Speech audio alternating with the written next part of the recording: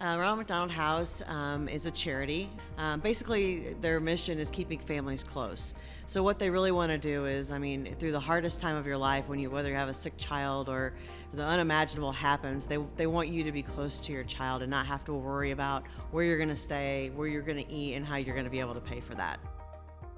Welcome to MeatsPad. In collaboration with the American Meat Science Association, it's a platform dedicated to share breakthrough knowledge that is accessible to the global meat industry. On each episode, you'll have the opportunity to listen and learn from meat specialists and professionals about the whole meat industry. This podcast is brought to you by the U.S. Meat Export Federation, Ultrasource, equipment and supplies for the meat and food industry, Viscofan collagen casings, the best alternative to animal gut casings for a better taste and sustainable sausage making. Hello, meat folks. Welcome back to the MeatsPad podcast. It is your happy and hungry host, Phil Bass. We have someone with us who, Amy Steward, who is with Tyson Foods, and we'll get to that. We will get to that point. But there's another objective of this message today, and it is a project that Amy has been helping to lead within the American Meat Science Association, especially here at the Reciprocal Meat Conference in Oklahoma City this year, and that is the Ronald McDonald House Charities, and we have a little bit of a project here, an opportunity for us to give back and us to serve. And so, Amy, first off, thanks for joining us on MeatsPad. Sure, good to be here. Yeah. So maybe first off, can you share a little bit about Ronald McDonald House, which I learned a ton about from our speaker earlier today. I didn't really understand what it is, and then we'll get into some of the details of the project. Yeah, so I'd be happy to do that. Ronald McDonald House is a charity that is partially sponsored by the McDonald's Corporation, and basically that charity provides housing, whether that be short-term, long-term, even down to the level of care mobiles that provides some kind of dental care for people that in need. Basically, their mission is keeping families close. Yeah. So what they really want to do is, through the hardest time of your life, whether you have a sick child or the unimaginable happens, they want you to be close to your child and not have to worry about where you're going to stay, where you're going to eat, and how you're going to be able to pay for that. Yeah. Well, it was fascinating to hear our speaker talk about how it was started, which it literally was a house that they bought close by to their hospital, and so that parents with sick children in the hospital didn't have to go very far. Right. And especially considering staying at a hotel close by, that could become very expensive very quickly. Yes. But on top of that, it's about caring for the body at the same time for the parents and for the family. And it's not, it's tough to sustain oneself on vending machine food and things like that might be the only thing available in certain cases. And so that kind of leads a little bit into the project that we had here. So maybe share a little bit about our project that was done here. So we decided to do a community service project starting last year, and we did basically the same project for Minnesota Public Schools. So we asked some of the key members of AMSA to provide shelf-stable protein to pack into bags to be able to give to the school district for children that may not have an opportunity to have a meal. And I think hunger is something that definitely we face in this country. And I saw a billboard the other day that hunger is hard to recognize. You don't always look at somebody and think they might be hungry. Yeah. So this is a little bit of a different challenge. But Susan talked this morning about the parents that don't want to leave the hospital, or they go to the hospital in the morning not knowing what they're going to expect for the day or what's going to happen, whether it's tests or maybe even a surgery. And so this opportunity really gave them a chance to pick up one of these bags filled with shelf-stable protein donated by 7 of our different AMSA members companies, and take it to the hospital with them. So if they have to grab a bite, she talked about how much protein is an important part of the diet for the houses as well, as far as donations, or even just to grab one and take it to their room if they need a snack. So that was kind of the motivation behind it. I'm lucky to work for Tyson Foods.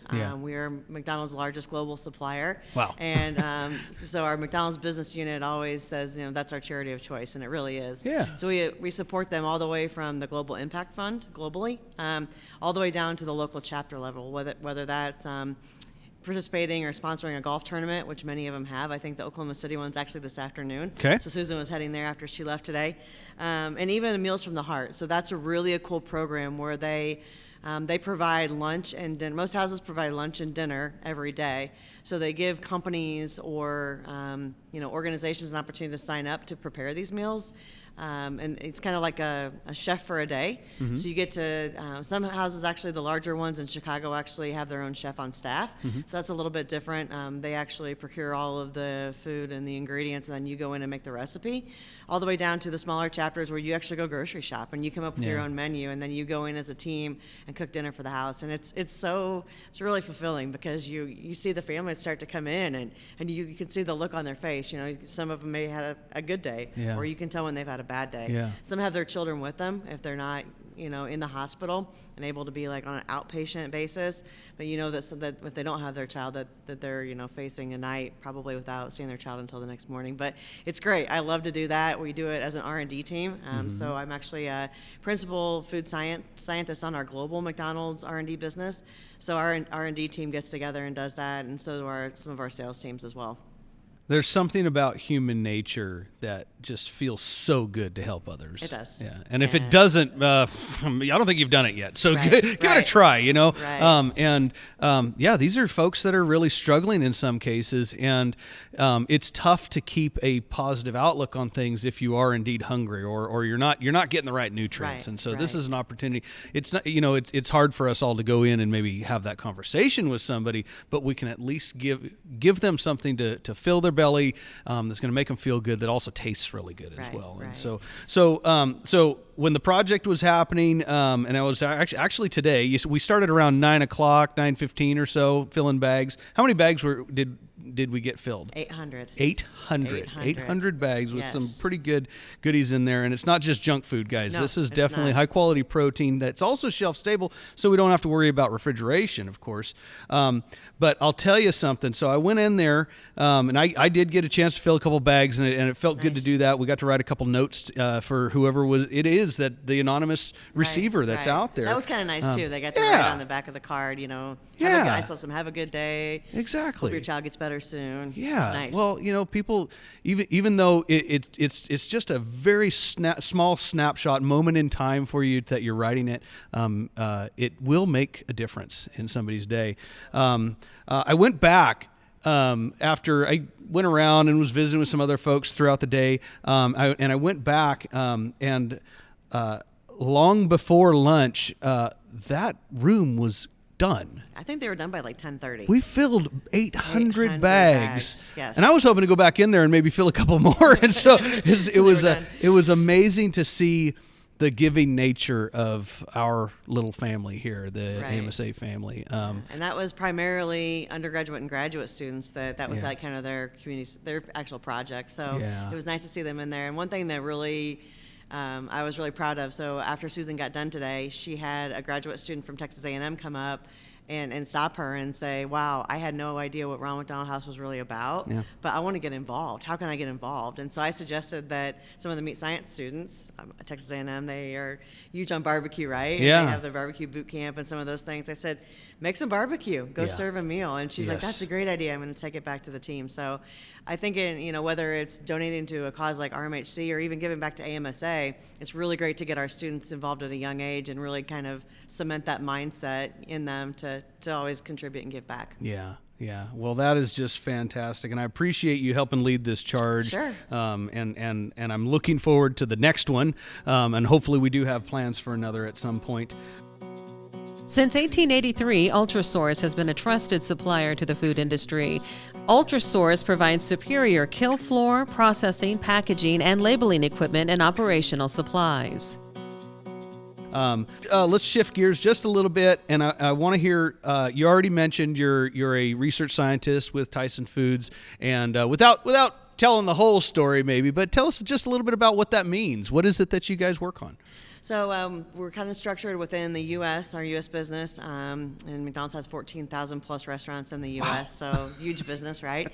And then we're also located outside of the United States. So we have operations in Australia, Thailand, Malaysia, Korea, and China. Wow. So I support the global business. So we just basically work on standardization of products around the globe. Okay. And then one neat thing that McDonald's has is they have what they call their global flagship restaurant. So there's only one of these, and it's located in their corporate office in Chicago. So Okay.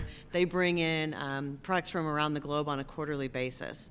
So they feature a chicken item, a beef item, a side, and a dessert. Okay. So those 4 rotate quarterly. So they might say, we want to bring in the McSpicy chicken, which is on the menu now, that we produce in Thailand for Singapore. So we can't bring product in from Thailand.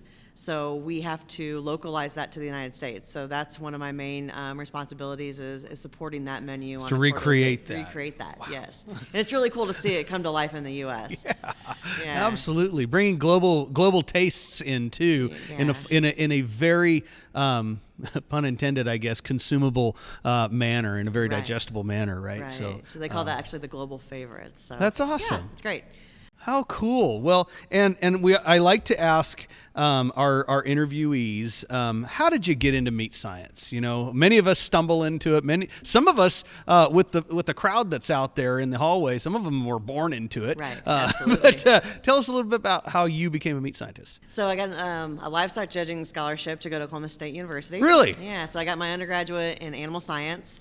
And then my junior year, I took Animal Science 3333, which is fondly referred to as blood and guts at Oklahoma State.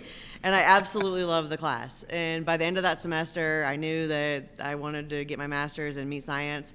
I was lucky that Brad Morgan took me under his wing, and I was able to study under him. So yeah, and then my first job in my career was Advanced Food Company. Yeah. So I was actually in quality assurance, really wanting to move into a research and development role. At that time, their research group was very small. So I interviewed for a position at Tyson and started on the school food service broadline distribution accounts.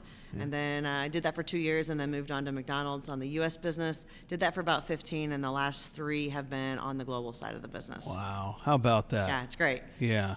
Well, just a testament for those that are out there that maybe you don't know what you want to do. And I just tell people, I get this all the time with students. I don't know what I want to do with my life. I say, neither do I. I'm just doing this right now. Right. But go where life takes you, and you never know where it's going to take you. Right. And this is really cool what you're doing. Yeah, and I think at the career fair yesterday, I had an opportunity to talk to a lot of different students, and a lot of them say the same thing. I don't really know, but one thing that's very awesome for our students is the diversity of internships that are available through AMSA members. So they can, you might want to do a summer in research and development and then move into operations or into quality assurance. So I think it definitely gives them an opportunity to kind of vet out what they might want to do. There's an opportunity for everyone out there. Yeah, and you don't have to just work on the harvest floor. There's so many other ways that you can become involved. And so, well, awesome. Amy, thank you so much. Real quick, if you don't mind, can you share who some of the donors were that contributed to the bags that we made this time? Yes, we were lucky to have 7. So Wow. Tyson Foods, Ram Country Meats, ConAgra, Oklahoma State University Food and Ag Product Center, Ralph's Packing, Oklahoma Pork Council, and Oklahoma Beef Council. Awesome. Well, for those that are out there, I hope you can look some of those folks up, support them in any way that you can, and we appreciate those who did donate to the cause. It's Absolutely. really cool. It was really, great. really cool. So thank you, Amy. Thank you, Phil. Awesome.